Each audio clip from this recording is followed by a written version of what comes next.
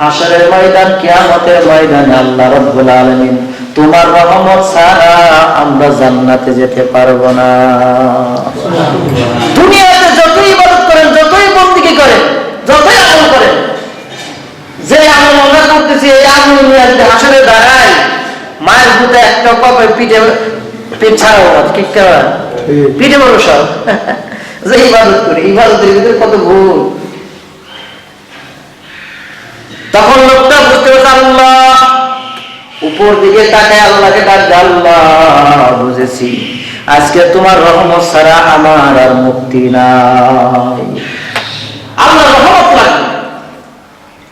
हकीकत से तो दुनिया बेखबर है, दुनिया की नुमाइश पर नजर है।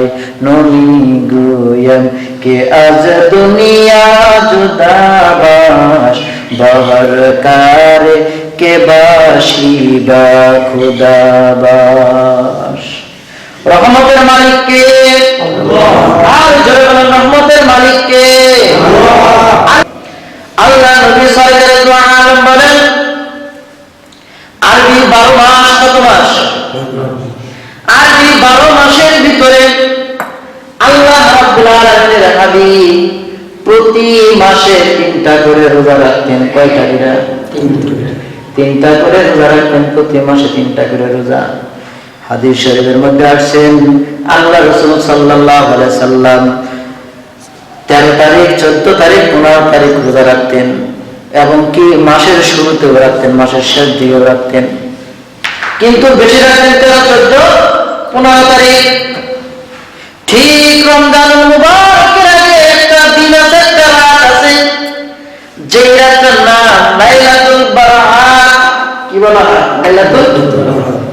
আমরা বলি শবে বরাত। আমরা কি বলি? শবে বরাত। শবে বরাত, সব মানে রাত, বরাত মানে ভাগ্য, ভাগ্য মানে রাত। আর আরবিতে বলা হয় নিসফে মিন শাবান, শাবানের রাত। কিসের রাত? শাবানের রাত। আল্লাহ রাসূল সাল্লাল্লাহু আলাইহি ওয়াসাল্লাম বলেন ইত্তাল্লাহু ইলা খালকিহি লাইলাতিন নিসফি মিন শাবান, ফি লাইলাতিন নিসফি মিন শাবান। অর্ধ শাবানের রাতে আল্লাহ তাআলা সৃষ্টির দিকে দৃষ্টিপাত করেন। যারা কোন সুবহানাল্লাহ। তাকান, তাকান, সৃষ্টির দিকে তাকান। সব কিছুর মালিক কে? আল্লাহ। সৃষ্টি করেছেন কে? আল্লাহ। আল্লাহ রাব্বুল আলামিনের হাবিব বলতেছেন ইত্তাল্লাহ, আল্লাহ তাআলা তাকান ইলা খালকিহি, সৃষ্টির দিকে, সৃষ্টির দিকে তাকান। তাকায় কোন সময় তাকান? ফি লাইলাতিন নিসফি মিন শাবান, অর্থাৎ অর্ধ শাবানের রাত্রিতে। অর্ধ শাবানের রাত্রিতে তাকান। কেন তাকান? কারণ বান্দা বড় গুনাহগার। বান্দা কি গুনাহগার না নেককার? বান্দা হলো গুনাহগার। কারণ আল্লাহ তাআলা মানুষ বানাইছেন, এই মানুষকে আল্লাহ তাআলা 2টা গুণ দিয়েছেন। কয়টা গুণ? 2টা গুণ আল্লাহ তাআলা দিয়েছেন। একটা গুণ মানুষ ভালো করবে, আর একটা গুণ মানুষ খারাপ করবে। 2টা গুণ আল্লাহ তাআলা দিয়েছেন। এই জন্য আল্লাহ তাআলা যখন ফেরেশতাদেরকে বলছেন ও ফেরেশতারা আদমকে সিজদা করো, ফেরেশতারা ডাক দেয় আদমকে সিজদা করব। ঠিক আছে, সমস্ত ফেরেশতারা সিজদা করে, কিন্তু মিস্টার ইবলিস বলে না, না আমি সিজদা করব না, আমি সিজদা করব না। কেন আমি সিজদা করব না? কারণ আমি আদম থেকে বড়। আদম মাটির তৈরি, আমি হলাম আগুনের তৈরি। আগুন উপর দিকে উঠে, মাটি নিচের দিকে ধাপিত হয়, কিনা? আগুনের গতি হলো উপর দিকে, মাটির গতি হলো নিচের দিকে। এজন্য আমার গতি উপরে, আমি কেন আদমকে সিজদা করব? কিন্তু আল্লাহ বলেন না, না, না, না, আমি আল্লাহ হুকুম করেছি, তোমার পালন করতে হবে, এটাই তোমার কাজ, এটাই তোমার কাজ। ইবলিস নিষেধ করলো, না আমি পারবো না। আল্লাহ তাআলার অমান্য করার কারণে আল্লাহ তাআলা তাকে অভিশপ্ত করে দিলেন, শয়তান বানিয়ে দিলেন, ইবলিস বানিয়ে দিলেন। এই হলো ইবলিস, শয়তান। আমরা তো শয়তানের মতো হতে চাই না কি? শয়তান আল্লাহর হুকুম পালন করে না, আল্লাহর আদেশ পালন করে না। বলেন তো এখন শয়তানের সাথে আমাদের সাথে তফাৎ আছে না নাই? শয়তান নিষেধ করে, শয়তান ইবাদত করে না, বন্দেগী করে না, খালি আল্লাহর হুকুম অমান্য করে। আমরা তো আল্লাহর হুকুম অমান্য করি, পার্থক্য রইল কি? কিন্তু আল্লাহ তাআলা বলছেন আমি মানুষকে গুণ দিয়েছি দুইটা, একটা ভালো গুণ আর একটা খারাপ গুণ। বান্দা যখন ভালো কাজ করবে আমি খুশি, বান্দা যখন গুনার কাজ করবে আমি বেজার। কিন্তু যখন গুনাহ করার পরে বান্দা আয়েশা যখন নামাজ পড়ে যখন সিজদায় যাবে, সিজদায় যাইয়া যখন আমি বান্দার সাথে সাক্ষাৎ হয়ে যাবে, আমি আল্লাহ আমার বান্দাকে ক্ষমা করে দিব। এই হলো আমার বান্দার গুণ। আল্লাহ রাসূল বলেন এই যে শাবান মাস, এই শাবান মাসের রজনীর ভিতরে আল্লাহ রাব্বুল আলামিন সৃষ্টির দিকে তাকান আর আল্লাহ তাআলা সৃষ্টিকে ক্ষমা করে দেন। ফায়াগফির লিল জামিই খালকিহি, সমস্ত সৃষ্টিকে আল্লাহ তাআলা মাফ করে দেন। সুবহানাল্লাহ। কিন্তু ইল্লা মানে ব্যতীত, ইল্লা মানে কি? ব্যতীত। আল্লাহ তাআলা নবী আবার শর্ত জোড়ায় দিলেন, কিন্তু তাদেরকে না। ইল্লা মানে ব্যতীত, তাদেরকে না। কাদেরকে না? দুই শ্রেণীর মানুষের কথা আল্লাহ নবী পরে বলতেছেন। আগ বেলায় বললেন আল্লাহ তাআলা সমস্ত সৃষ্টিকে মাফ করে দেন, কিন্তু দুই শ্রেণীর মানুষকে মাফ করে না। কয় শ্রেণীর মানুষ? দুই শ্রেণীর মানুষকে আল্লাহ তাআলা মাফ করে না। এক নম্বর লিল মুশরিকিন। কি?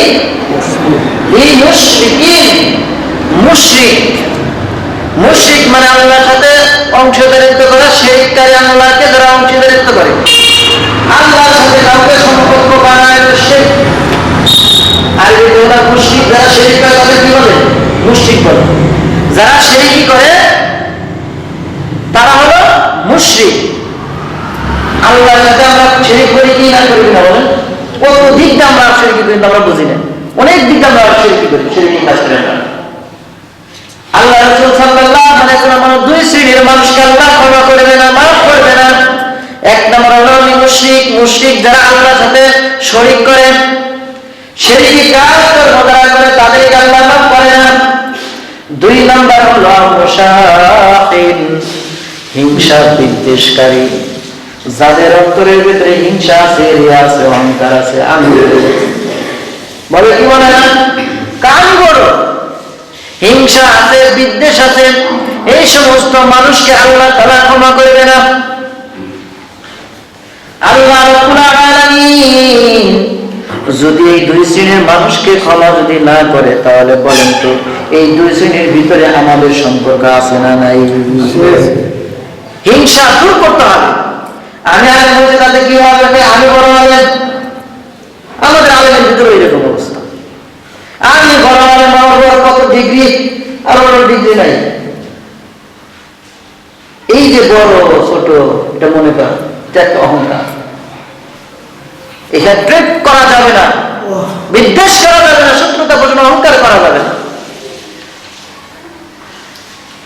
আবার একজন নামাজ পড়ে না, আমি নামাজ পড়ি, ও নামাজ পড়ে না, আল্লাহর বান্দা কি বলবেন? ওরে তুচ্ছ করে ফেলবেন। আছে না এরকম? ইবাদত করে, মানে নিজের গর্ব করে, আমি খুব ইবাদত করি, খুব বন্দেগী করি, ও করে না, এজন্য ওরা তুচ্ছ তালিশ করে। এটাও করা যাবে না। আমার ইবাদত আমি করবো, কিন্তু অহংকার করা যাবে না। কেন অহংকার করা যাবে না? কারণ শোনেন, বনি ইসরায়েলের ভিতরে একজন আবে ছিল, তাদের হায়াত ছিল অনেক লম্বা, 1000 বছর পর্যন্ত তারা জীবিত থাকতো। কত হাজার বছর? 1000 বছর। আর আমাদের বয়স মতো 60, 70, 80 বছর হয়ে শেষ। তাদের হায়াত ছিল 1000-এর উপরে বয়স। 200-300 বছর হয়ে যদি মারা যায়, মা বাবা আরে আমার সন্তানটাকে ওয়াকালে নিয়ে গেল আল্লাহ তাআলা। কত বছর? 200-300 বছর পরে মারা গেল, তাদের ওয়াকালে নিয়ে গেল। এর আমার ছেলে একটা বয়স নেই। আর আমাদের 60 বছরে চলে যায়, কত বয়স, ঠিক কিনা? এত বয়স। এই বনি ইসরাইল 500 বছর ইবাদত করেছে,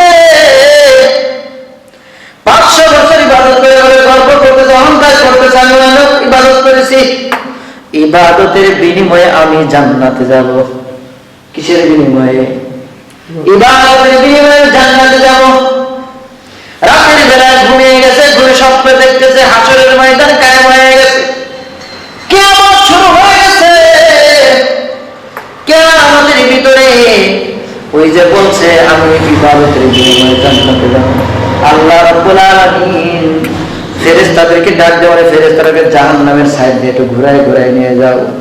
জাহান্নামের সাইড দিয়ে, পাশ দিয়ে ঘোরা।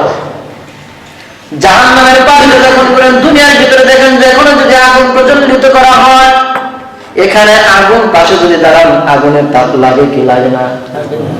আগুনের তাপ লাগে। ঠিক জাহান্নামের সাইড করতে ঘোরাচ্ছে, আর ওই লোকটার তাপে এমন পিপাসার্থ হয়ে গেছে, পিপাসার্থ হয়ে ফেরেশতাদের ডাক দেওয়া, ফেরেশতারা তাড়াতাড়ি পানি দাও, আমি সহ্য করতে পারছি না, পিপাসায় আমি কাতর হয়ে গেছি, তাড়াতাড়ি পানি দাও। এবার বলতেছে পানি দিতে পারে, কিন্তু পানি দেওয়ার মধ্যে শর্ত আছে। এক গ্লাস যদি পানি চাও, পানি যদি দেওয়া হয়, এক গ্লাস পানি দিতাম, তোমাকে তোমার জীবনের 500 বছরের ইবাদতের অর্ধেক ইবাদত তোমাকে দিতে হবে। এক গ্লাস পানির দাম, এক গ্লাস পানির দাম এত, আবেগ করে দাও, তাও আমাকে দাও, ছটফট করতেছি, সহ্য করতে পারতেছি না, জীবন তো বের হয়ে যাইতেছে। এক গ্লাস পানি 250 বছরের ইবাদত।